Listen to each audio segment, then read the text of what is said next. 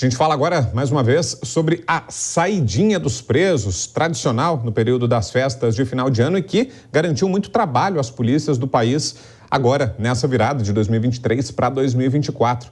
Repórter David de Tarso está de volta com mais informações sobre isso. E ainda tem muitos criminosos nas ruas, né, David? Muitos detentos que foram liberados que ainda estão foragidos.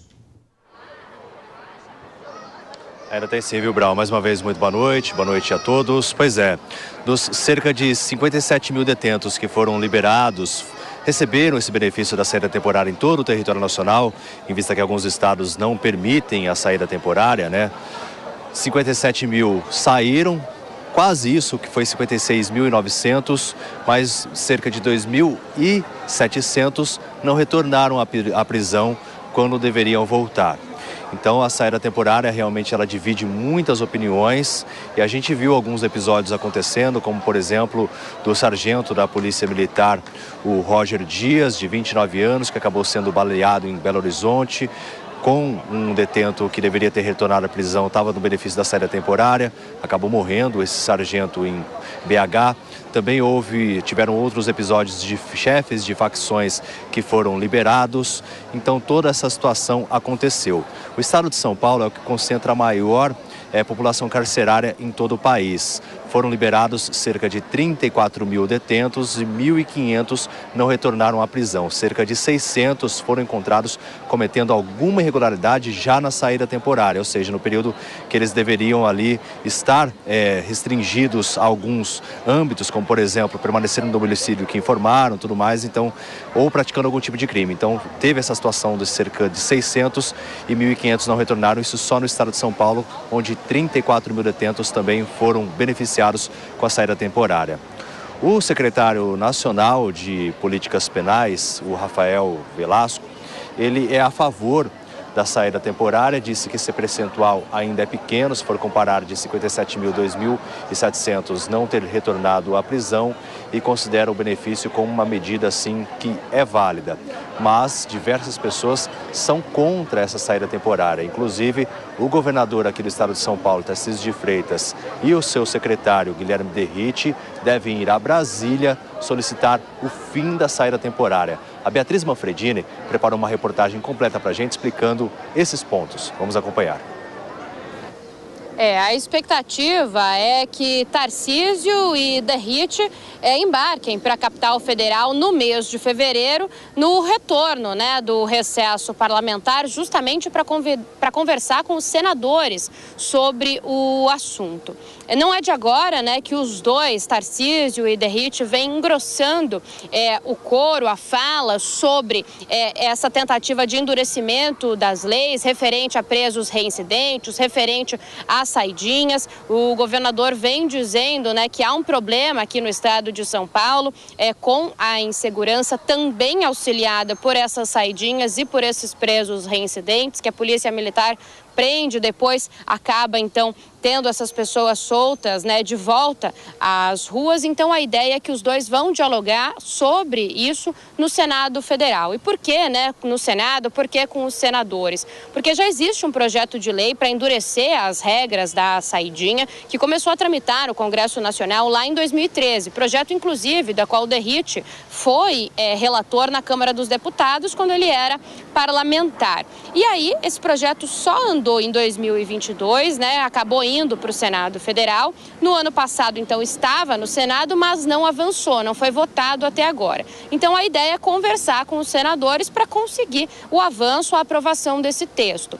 Junto com Tarcísio, outros governadores devem engrossar esse grupo, governadores como Romeu Zema, de Minas Gerais, e Ronaldo Caiado, de Goiás. E esse, inclusive, foi um tema de discussão na última reunião do COSUD, aquele conselho de estado, consórcio de estados do Sul e do Sudeste, que se reuniu em outubro. Então a ideia é que outros governadores, como Zema e Caiado, também compareçam em Brasília para essa conversa. Ontem o governador de São Paulo falou um pouco mais sobre o assunto e explicou os motivos pelos quais acredita que precisa haver um endurecimento das leis. Vamos acompanhar. A gente tem que endurecer os critérios para que haja essa saidinha. Não está certo isso funcionar do jeito que está funcionando. Agora, quando a gente fala em endurecimento de legislação, a gente está falando de tudo.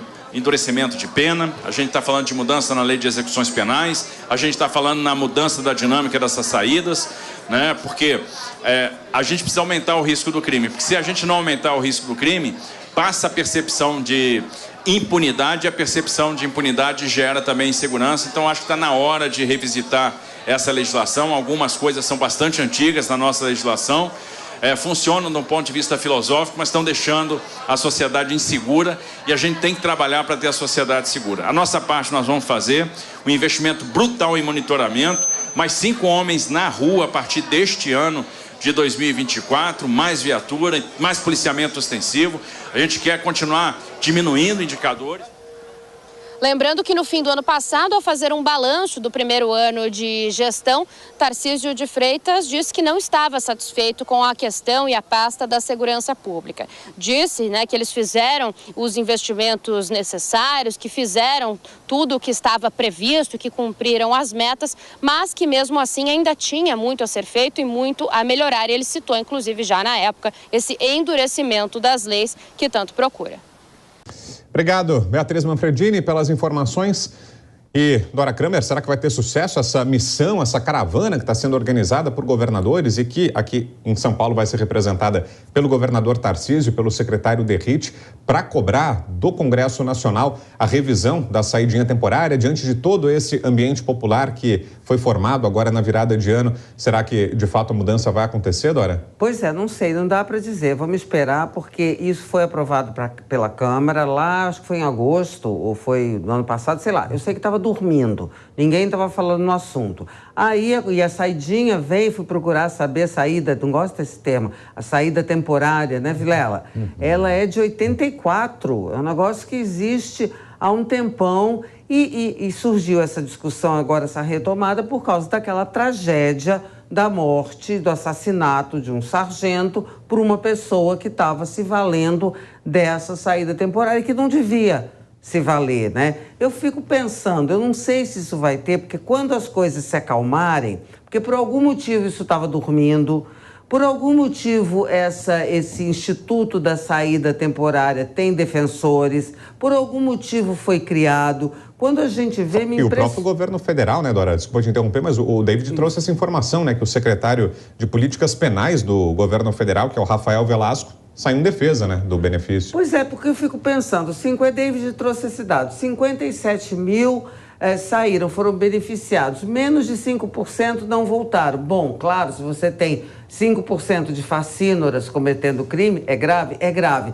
Agora, acabar com isso vai resolver a questão? Você tirar de quem tem merecimento para fazer isso vai resolver a questão? Talvez não fosse melhor se chegar a um meio termo de se alguma coisa é preciso ter mais cuidado, obviamente, com isso, né? Porque teve, no caso do Rio, me parece, traficantes, sabe?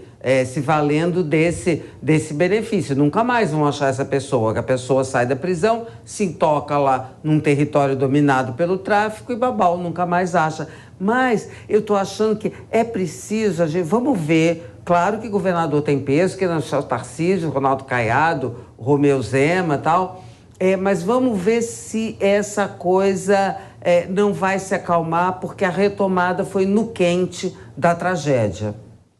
E Vilela, sobre essa mudança em si, seria bem-vinda, na sua opinião? As regras atuais são insuficientes, são inadequadas para a nossa realidade, para um ambiente tão intoxicado, contaminado pela criminalidade como a gente vive hoje no Brasil, Vilela? Eu vejo que sim, eu vejo que a mudança ela é fundamental. É evidente que só essa mudança não vai fazer uma grande transformação nesse grave problema que o Brasil enfrenta. Mas veja bem, a Dora bem colocou, é uma legislação de 40 anos. Em 40 anos, o crime organizado se especializou demais, se profissionalizou demais. E o Brasil tem que ter uma legislação penal que acompanhe essa evolução que teve do lado de lá e do lado de cá, do lado da justiça, do lado do Estado brasileiro, você não vê evolução nenhuma. Por isso que é importante esse tipo de análise com relação a determinados dispositivos legais e, mais do que isso, é preciso uma política nacional efetiva de segurança pública. Senão, a gente vai ver cada vez mais o fortalecimento do crime organizado.